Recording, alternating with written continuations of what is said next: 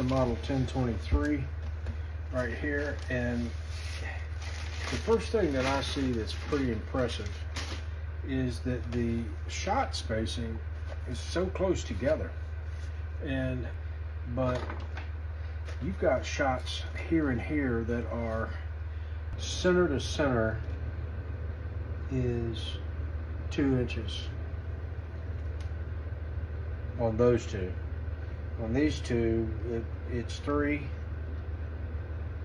3, 3, and then you got 2 right there.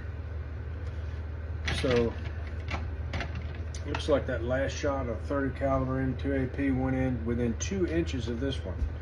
So that's pretty impressive right there. Let's take a look. Now this is the model 1023.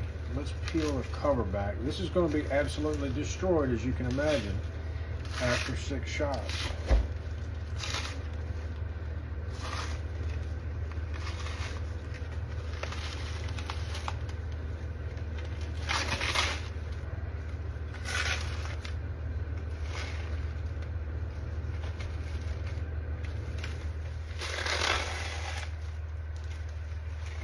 And the cracker resting layer, of course, came all to pieces.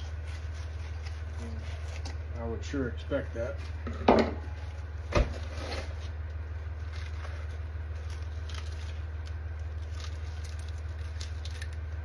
And that's what's left of the strike face. Absolutely pulverized, except for we got some chunks in there that are still hanging on.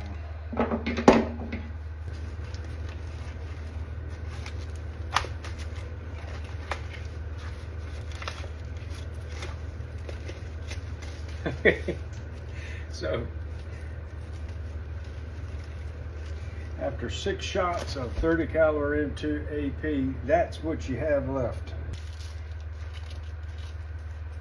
Very nice result. I'm happy.